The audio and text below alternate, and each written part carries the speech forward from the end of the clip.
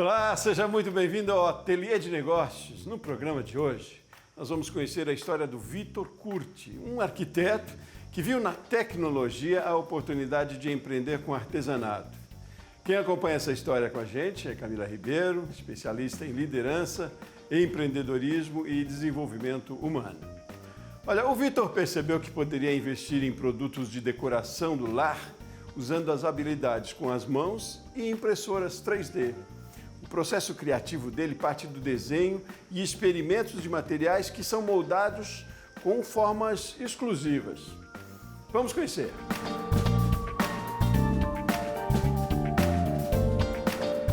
Meu nome é Vitor, eu sou arquiteto e criador do Pedra Ateliê. A ideia disso tudo começou na faculdade, quando eu estava cursando o curso de arquitetura, que eu sempre gostei muito de produto, sempre gostei muito de criar produtos, coisas em menor escala. E o meu trabalho final de graduação foi uma série de luminárias que eu criei no meu curso de arquitetura e urbanismo. Depois de formado, eu trabalhei em alguns escritórios de arquitetura em São Paulo, e dentro desses escritórios eu tive a oportunidade de fazer projetos de produtos também. Ao invés de eu fazia casas, fazia projetos corporativos, mas eu comecei a fazer coisas menores também, luminárias e protótipos das maquetes dos prédios que eu projetava. E foi aí que eu comecei a trabalhar com impressão 3D. E aí eu pensei, por que não usar esse mesmo material para criar, ao invés do protótipo, o produto final? E no meio da pandemia, eu estava trabalhando no escritório de arquitetura e teve toda aquela coisa de cortes salariais e tal, e eu resolvi sair e arriscar e começar o meu próprio negócio. Na verdade, eu sempre fui muito ligado no trabalho digital. Eu sempre gostei muito de impressão 3D e modelagem 3D principalmente, que é você esculpir alguma coisa dentro do computador. E o trabalho manual, ele veio para dar um contraste com essa coisa do trabalho digital. Então, a minha linguagem, ela se baseia nessa coisa da mistura do digital com o artesanato, do computador com o trabalho com as mãos. Eu aprendi a fazer esses trabalhos mais manuais durante a faculdade, que é quando a gente cortava papel para fazer maquete, basicamente cortar e colar coisas, sabe? Trabalhar um pouco com madeira também, e eu fui me apaixonando por essa coisa do trabalho manual para criar principalmente modelos de prédios.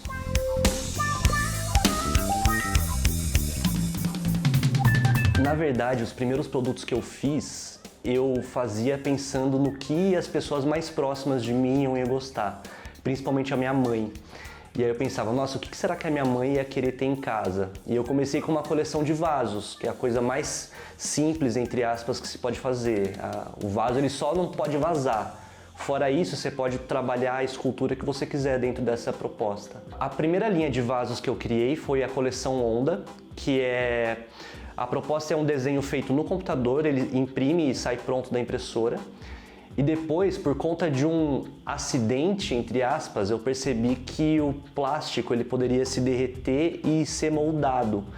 E aí eu comecei a trabalhar esquentando o plástico e amassando manualmente. Eu escolhi trabalhar com impressão 3D porque me fascina muito essa coisa de pegar uma coisa que está dentro da minha cabeça, desenhá-la dentro do computador e depois ela vir para o mundo real, ela aparecer no mundo real exatamente do jeito que eu pensei ela. O fluxo de criação é basicamente começar com uma ideia na minha cabeça, e aí eu passo essa ideia para o papel, faço vários croquis e desenhos dessa ideia, depois eu passo para o computador e a partir dali eu começo a prototipar essa peça passando ela para a impressora, para ver como que ela fica no mundo real. Geralmente a criação de um produto leva mais ou menos 3 meses, assim, entre eu ter a ideia na minha cabeça, passar ela para o papel, para o computador, prototipar e ter ela no mundo real. Porque durante esse processo sempre vai aparecer uma coisa ou outra que eu nem imaginava que existia. São problemas que eu vou ter que resolver no meio do caminho. As pessoas normalmente acham que dá para imprimir tudo numa impressora, mas não é bem assim. As peças elas têm que ser desenhadas para serem impressas na impressora, então isso demanda muito teste e muita impressão falha que uma hora vai dar certo. As minhas primeiras vendas foram de pessoas do meu círculo social, amigos, parentes, pessoas que já me conheciam. Agora, eu entendi de fato que meu produto tinha possibilidades quando uma pessoa fora do meu círculo comprou. E aí foi tipo uma felicidade muito grande, assim, que eu percebi, nossa, essa pessoa que nem me conhece comprou uma coisa que eu fiz, um vaso que eu fiz, então parece que tem potencial. Essa primeira venda aconteceu quando eu já tinha o meu site montado. Eu tinha o meu Instagram, basicamente, e o meu site. E aí a pessoa foi lá no meu Instagram, entrou no meu site, que estava bem mais ou menos, e resolveu comprar.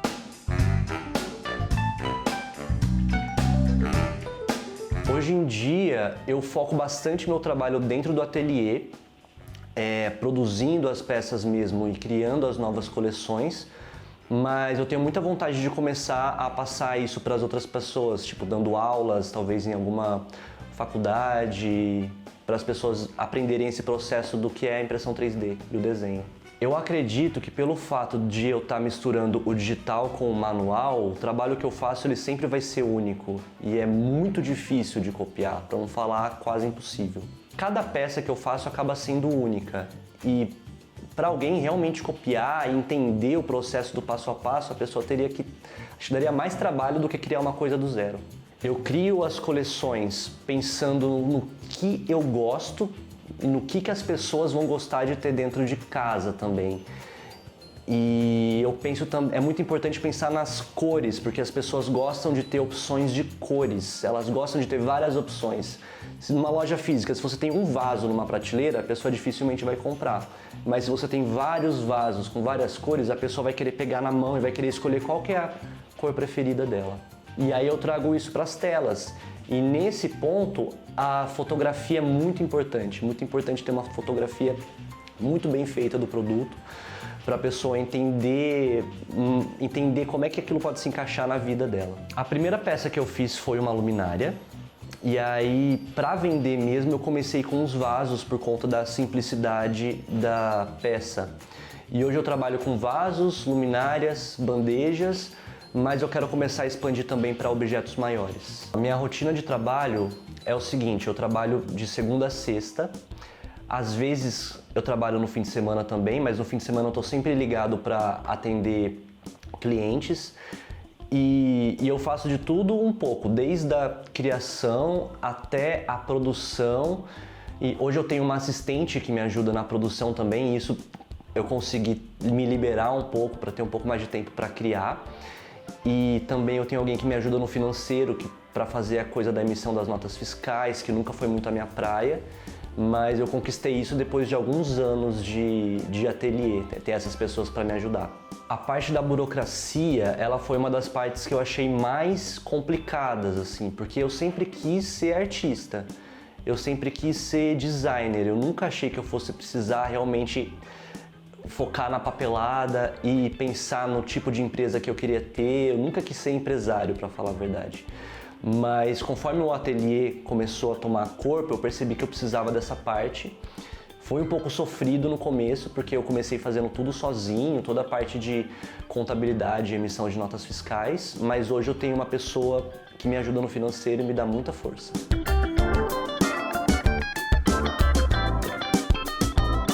O meu dia a dia aqui no ateliê é o seguinte, eu acordo, tomo meu café e tal, porque o meu ateliê fica dentro de casa, em alguns cômodos separados da minha casa. E aí depois que eu tomo café, me preparo, eu venho pro ateliê, faço a troca de impressões e começo a responder cliente, porque cliente, principalmente de manhã, é a hora que bomba mais. Depois que eu fiz essa demanda de responder os clientes, aí eu vou para a parte de o que eu quero pensar, tipo, quais são as próximas coleções, por exemplo. A questão do Instagram também, eu preciso postar todo dia e isso também eu faço na parte da manhã. Basicamente, toda a criação eu começo no papel, faço desenhos e croquis do que eu imaginei e aí eu coloco no computador já pensando nas medidas exatas e na escala dessa peça. A partir daí eu passo ela para o programa de impressão, que é onde a gente fatia a peça em camadas para a impressora entender qual que é o movimento que ela tem que fazer, qual é a temperatura do material. E aí começa o processo de prototipagem, que geralmente é o mais longo. Então, tipo, a gente imprime 1, 2, 3 protótipos, até chegar no modelo ideal que funciona e que tem a ver com o que eu pensei na primeira vez. Hoje em dia, o meu estoque, na verdade eu não tenho estoque. Então todas as peças que estão aqui no ateliê, que são produzidas, elas já estão vendidas e já vão para alguém. E eu optei por não ter estoque justamente pela questão de eu tenho poucos modelos, mas eu tenho muitas cores. Então se eu quisesse ter 2 ou 3 peças, aí eu ia precisar de um galpão praticamente. É por isso que eu opto por fazer tudo sob demanda. O tempo de entrega para o meu cliente final varia muito de acordo com a demanda da época. Hoje em dia eu consigo entregar na casa da pessoa, se for aqui em São Paulo, em 7 dias corridos. Se for no Nordeste já vai para 12, mas os clientes não se importam de esperar esse tempinho. No conceito do design eu gosto muito de peças mais orgânicas, que são diferentes daquela coisa super industrializada que é mais quadradona e mais tudo igual do mesmo jeito. Eu gosto muito de trabalhar com um desenho orgânico porque eu acho que isso traz uma coisa diferente para a casa da pessoa que vai ter essas peças. Eu acredito que o mercado da decoração, ele tem muitas possibilidades, tem muitos tipos de pessoas diferentes que querem ter coisas para decorar a própria casa. E eu ainda vejo muita possibilidade de crescimento desse mercado. Na verdade, o que eu sinto que as pessoas sentem falta é de peças diferentes, porque você vai nessas lojas grandes, é tudo muito igual, sabe? Todas as lojas vendendo alguma coisa. A mesma coisa. E então quando aparece alguma coisa diferente, as pessoas olham para aquilo e querem muito. É questão de trabalhar o desejo também das pessoas.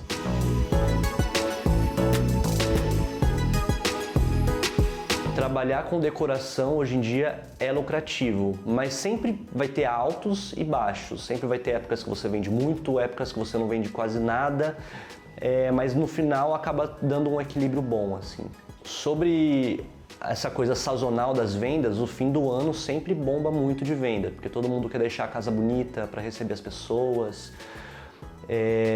No começo do ano geralmente é mais parado, mas às vezes eu me surpreendo também. Tipo, no janeiro desse ano foi um mês muito bom para vendas. E principalmente na época da pandemia, que estava todo mundo em casa, a galera queria deixar a casa muito bonita, porque você estava lá o dia inteiro, né? Mas eu sinto que essa coisa de se preocupar com a casa continua até agora, continua até hoje. A minha principal dificuldade já foi demandar tarefas e entender que eu preciso demandar as tarefas para poder também me livrar para fazer outras coisas. E eu acredito que hoje a minha principal dificuldade é entender se eu quero ter uma escala muito grande ou se eu quero continuar nessa escala pequena, porém trabalhar com a qualidade e com a exclusividade dos produtos. Eu acho que hoje eu posso melhorar o meu trabalho no sentido da divulgação mesmo, expandir para outras redes sociais. É isso que eu estou trabalhando no sentido de expandir para o LinkedIn e melhorar as newsletters, deixar uma coisa mais recorrente. Eu imagino 2 opções para o futuro do Pedra. A primeira opção seria escalar e transformar isso numa coisa maior e realmente produzir essas peças em larga escala. A segunda opção seria continuar mais ou menos no tamanho que eu tô, só que crescer em qualidade, crescer em clientela e fazer peças cada vez mais exclusivas e voltadas para o mundo da arte.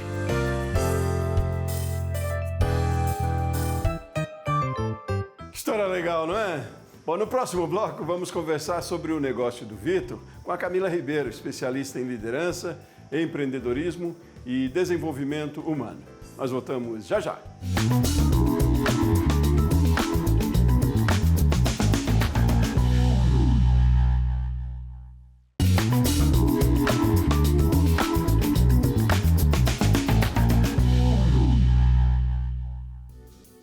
Estamos de volta com o Ateliê de Negócios e no bloco anterior você conheceu o Pedra Ateliê do Vitor Curti. Ele desenvolveu uma técnica que envolve a tecnologia, como a impressora 3D, e a habilidade com as mãos para criar peças de decoração do lar exclusivas. E nós convidamos a Camila Ribeiro, especialista em liderança, empreendedorismo e desenvolvimento humano, para analisar um modelo de negócios do Vitor. Oi, Camila, tudo bem? Olá, tudo jóia? Ótimo, que bom tê-la aqui conosco de novo. Camila? É um prazer, viu? Todo nosso, sempre. Que história interessante. Essa tem um diferencial grande aí para a gente conversar, né? A gente está falando aqui no Ateliê de Negócios de artesanato, né? É o ponto principal. E a gente traz para dentro da história de hoje a tecnologia e muito forte aí, com impressora 3D inclusive, né? Como é que você avalia esse case? Olha, é sensacional. Primeiro que as peças são lindas, né? Já parabenizo, já estou seguindo, né, no Instagram. E aí, eu acho que esse é o caminho da evolução. Esse alinhamento entre a arte, o talento manual e a tecnologia. A tecnologia a gente tem que trazer para perto. A gente tem que usar a tecnologia a nosso favor. Porque quando a gente coloca a tecnologia no que a gente faz, a gente ganha produtividade, a gente ganha escala, mas claro, sem perder a arte, sem perder esse talento que ele tem. Então, é muito interessante para a gente entender o quanto a tecnologia pode favorecer os trabalhos manuais também. Então, e não há nenhum contrassenso nisso, né? Dá para conciliar mesmo, é possível, né? Manter a essência, como você disse, é preciso, mas é possível mesmo. A tecnologia é sempre uma aliada, né, Camila? Claro, o que seria da tecnologia sem o ser humano? E o ser humano para operar tudo isso, para dar direção a ela, né? Então, é possível sim. Quando a gente inclui a tecnologia nas nossas vidas, a gente não perde. Na verdade, a gente ganha escala, a gente ganha produtividade, a gente ganha a evolução dos tempos no nosso trabalho. É muito importante, ainda mais para um artista como ele. Jamais ele deixaria a tecnologia influenciar negativamente na sua arte. Ele tem um outro diferencial aí, que é toda a formação acadêmica, né? É um arquiteto, né? Com nível superior, mas ainda assim também, e que é um diferencial, né? Mas ainda assim também, quando a gente fala de negócios em artesanato, né? Aqui no quadro que a gente traz, inclusive, para o Ateliê de Negócios, é bom sempre buscar capacitação também para além das habilidades que já se tem naturalmente, né, Camila? Sim, é possível a gente ver nele o quanto ele busca conhecimento, o quanto ele busca informação. Ele está sempre em movimento e isso é um comportamento empreendedor importantíssimo. Está sempre em busca do conhecimento, se capacitar, porque tem o talento, né? Existe um talento, mas se você não buscar especializações, se você não aprimorar tecnicamente o que você faz, você também fica parado, fica obsoleto. Da mesma forma, a capacitação em gestão do seu negócio, porque um negócio demanda muito gerenciamento. Então, esse equilíbrio entre capacitação técnica e capacitação gerencial é fundamental.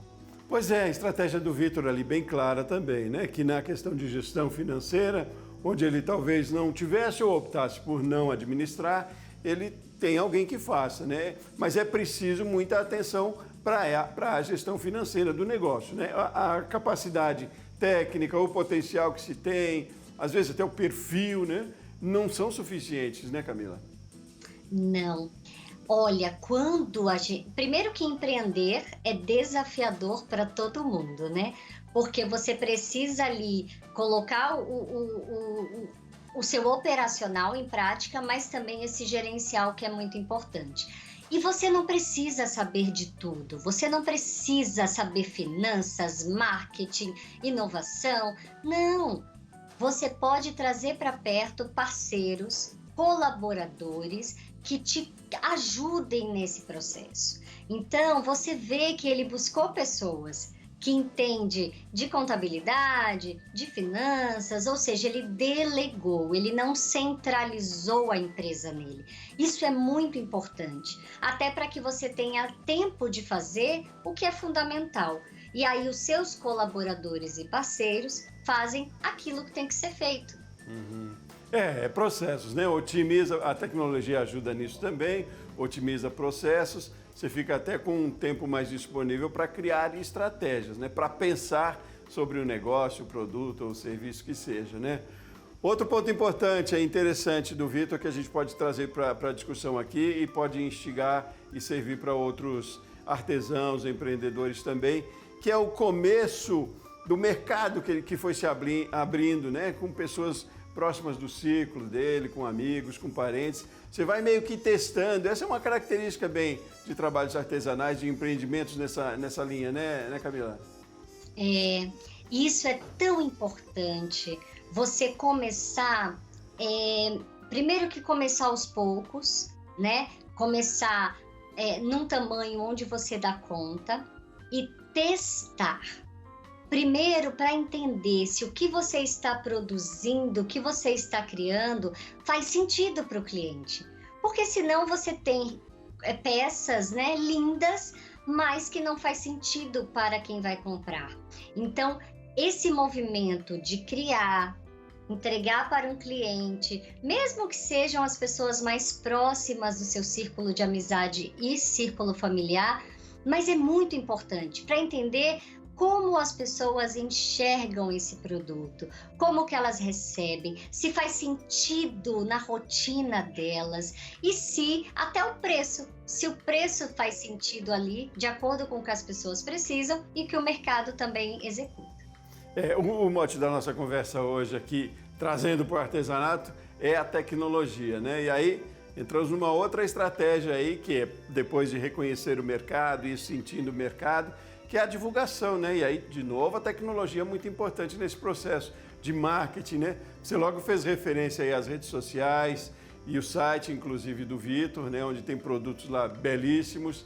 Essa parte, ou esse ativo aí do negócio, tem que também ser muito bem planejado e muito bem utilizado, né, Camila? Muito. Isso